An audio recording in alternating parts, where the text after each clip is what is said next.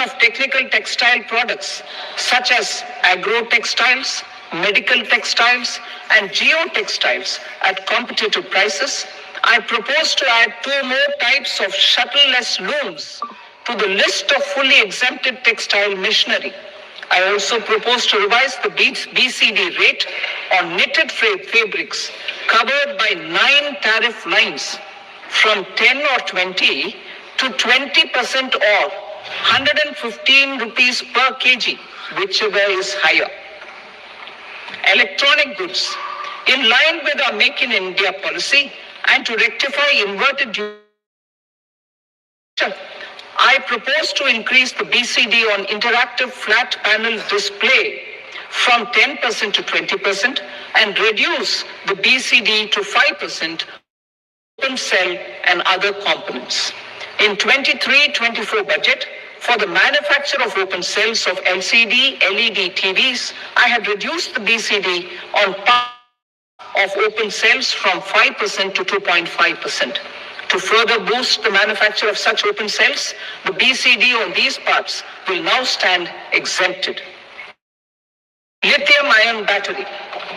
To the list of exempted capital goods, I propose to add 35 additional capital goods for EV battery manufacturing and 20 additional capital goods for mobile phone battery manufacturing. This will boost domestic manufacture of lithium-ion batteries, both for mobile phones and for electric vehicles. Shipping sector. Considering that shipbuilding has a long gestation period, I propose to continue the exemption of BCD on raw materials, components, consumables, or parts for the manufacture of ships for another 10 years.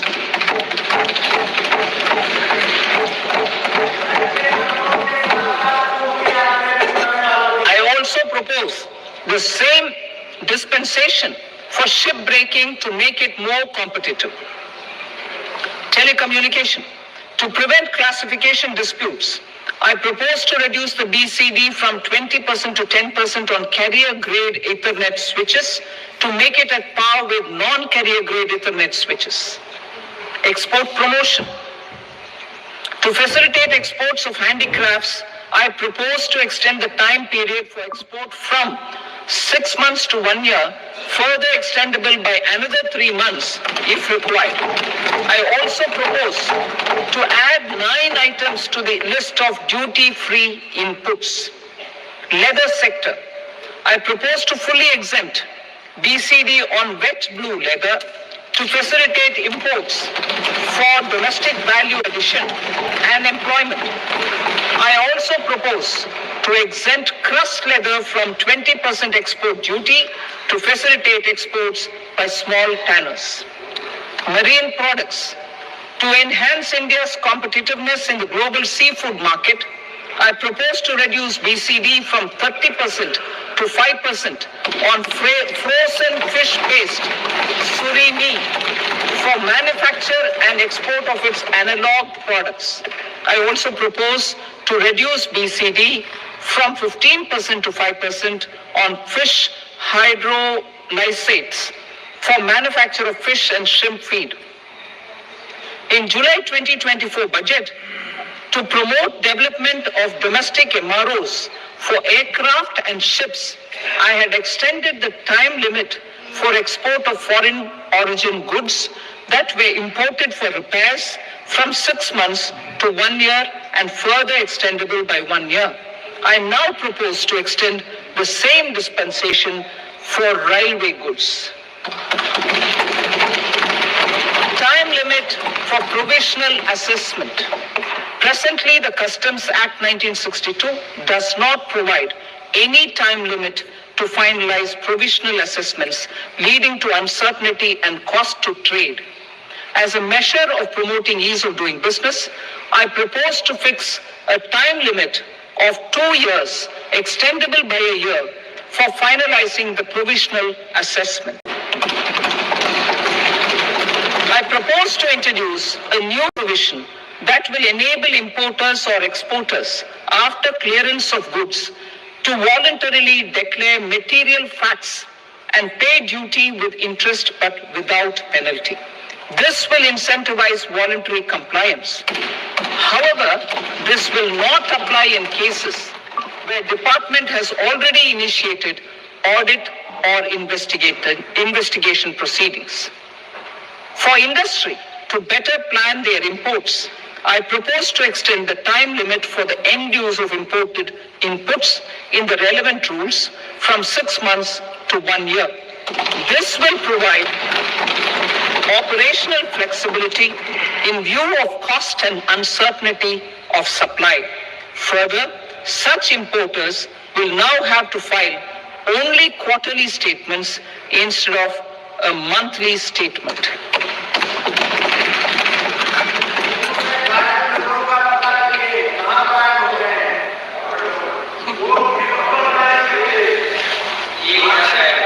I now come to my direct tax proposals. In Part A, I have briefly underlined taxation reforms as one of key reforms to realize our vision of Vikasit Bharat. In respect of criminal law, our government had earlier ushered in Bharatiya Nyaya Sanhita, replacing Bharatiya Danda Sanhita. I am happy to inform this august House and the country that for new income tax bill will carry forward the same spirit of Nyaya in its drafting as well. The new bill will be clear and direct in text with close to half of the present law in terms of both chapters and words. It will be simple to understand for taxpayers and tax administrators, leading to tax certainty and litigation. Reforms, however, are not a destination. They are means to achieve good governance for our people and economy. Providing good governance involves being responsible. The Tirukural captures this in verse 542, which reads, Vanokki varum ulagallam, Pol nokki varum kudi. Meaning, just as the living beings live expecting rains, citizens live expecting good governance. Our government is committed to bonding while balancing our national building efforts. While balancing our government will, under the guidance of PM Modi, has taken steps to understand and address. I repeat that sentence, sir.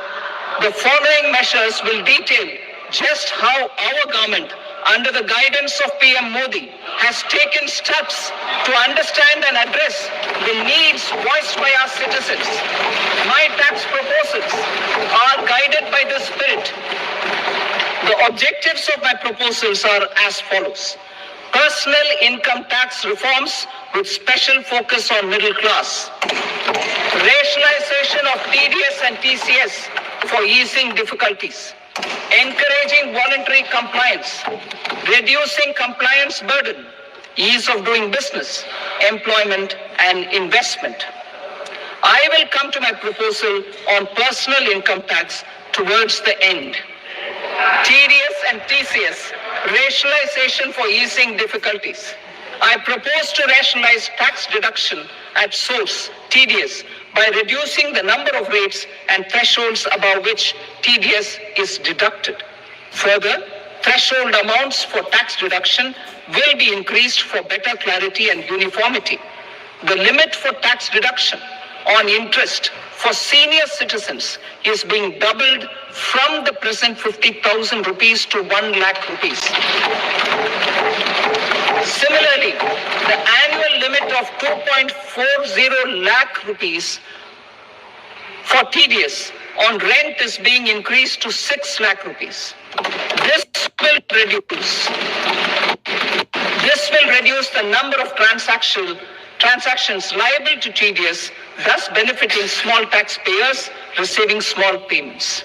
The threshold to collect tax at source, the TCS, on remittances under R from 7 lakh to 10 lakhs. On remittances for education is out of a loan taken from a specified financial institution. Both TDS and TCS are being applied on any transaction related to sale of goods. To prevent such compliance difficulties, I propose to omit the TCS. I also propose that the provisions of the higher TDS deduction will now apply only in non-PAN cases. In July 2024, the delay for payment of TDS up to the due date of filing statement was decriminalized. I propose to provide the same relaxation to TCS provisions as well. The government under the leadership of Prime Minister Modi believes in Sabka Saath, Sabka Vikas, Sabka Vishwas and Sabka Prayas. In line with this, we brought in updated return facility in 2022 for voluntary compliance by taxpayers who had omitted to report their correct income. Our trust in taxpayers was proved right.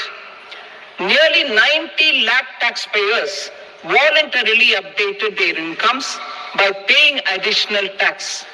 Taking this trust further, I now propose to extend the time limit to file updated returns for any assessment year from the current limit of 2 years. That disproportionate consequences do not arise for minor defaults such as incomplete applications filed by charitable entities. Presently, taxpayers can claim the annual value of self-occupied properties as nil only fulfillment of certain conditions. Considering the difficulties faced by taxpayers, it is proposed to allow the benefit of 2 such self-occupied properties without any condition. To streamline the process of transfer pricing and to provide an alternative to yearly examination, I propose to introduce a scheme for determining arm's length price of international transaction for a block period of 3 years. This will be in line with global best practices. With a view to reduce litigation and provide certainty in international taxation, the scope of safe harbor rules is being expanded. A number of senior and very senior citizens have very old national savings schemes accounts.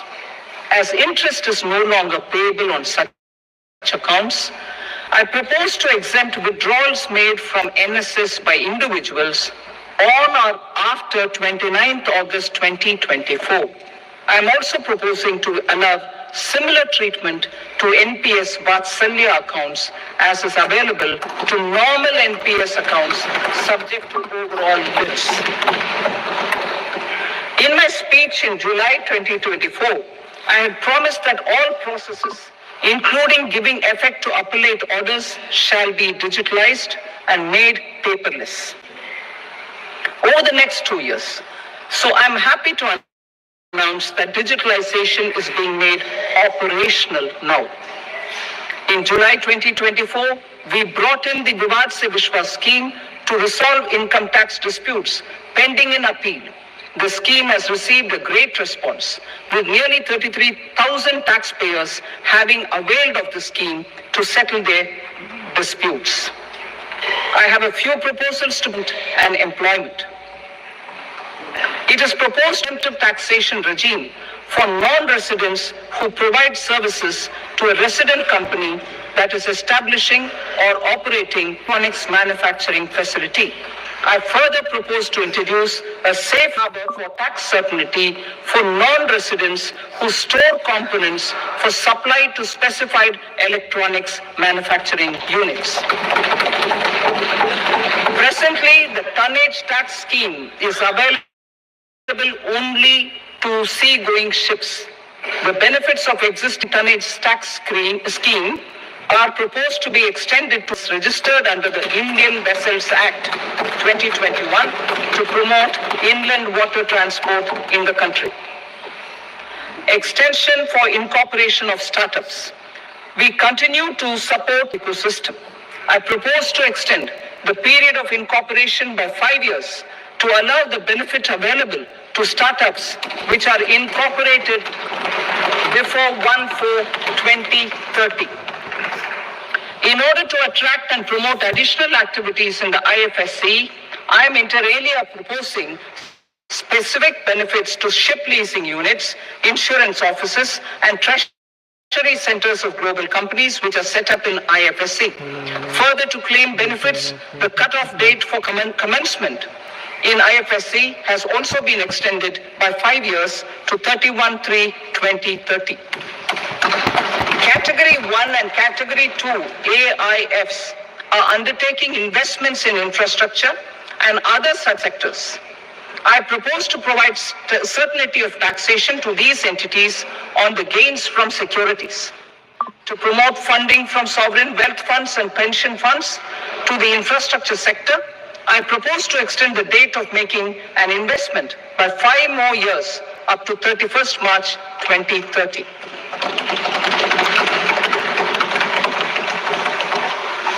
Personal income tax reforms with special focus on middle class. Democracy, demography, and demand are the key support pillars in our journey towards Vikasit Bharat.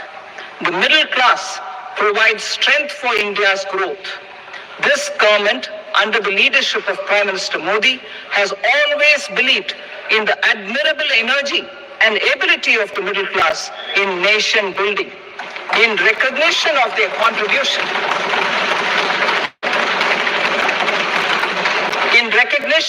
contribution, we have periodically reduced their tax burden. Right after 2014, the nil tax slab was raised to 2.5 lakhs of rupees, which was further raised to 5 lakh rupees in 2019 and to 7 lakh rupees in 2023. This is reflective of our government's trust on the middle class taxpayers. I am now happy to announce that there will be no income tax payable up to income of 12 lakh rupees.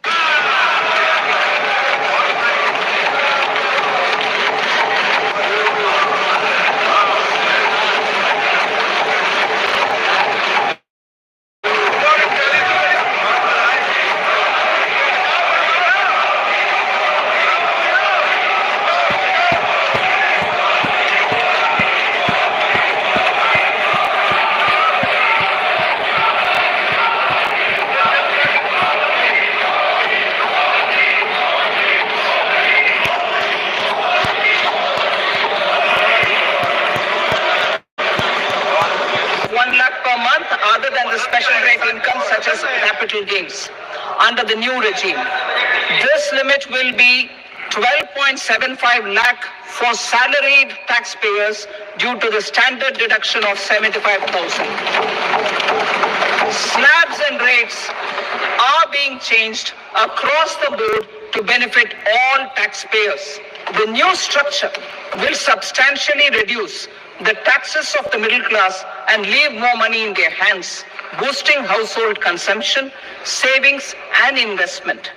In the new tax regime, I propose to revise tax rate structures as follows: 0 to 4 lakh rupees nil, 4.8 lakh rupees to 4 to 8 lakh rupees 5%, 8 to 12 lakh rupees 10%, 12 to 16 lakh rupees 15%, 16 to 20 lakh rupees 20%, 20 to 24 lakh rupees 25%, and above 24 lakh rupees 30%.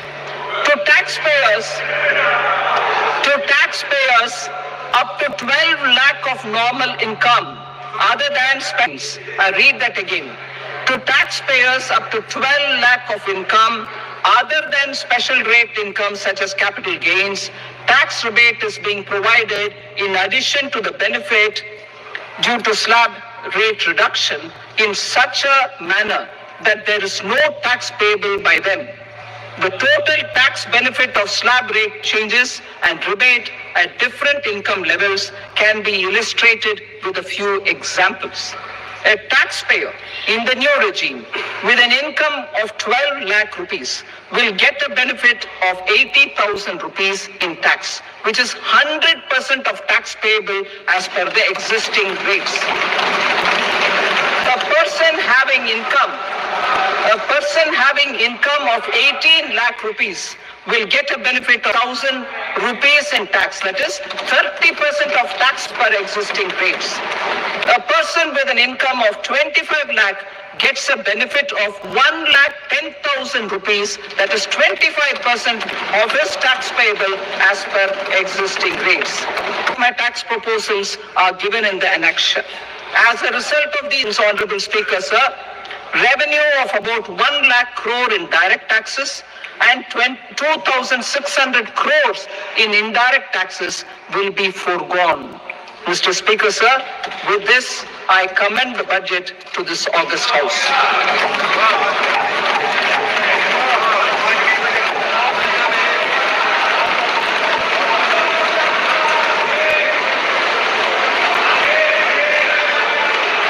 Item number 2, Srimati Nirmala Sitharaman.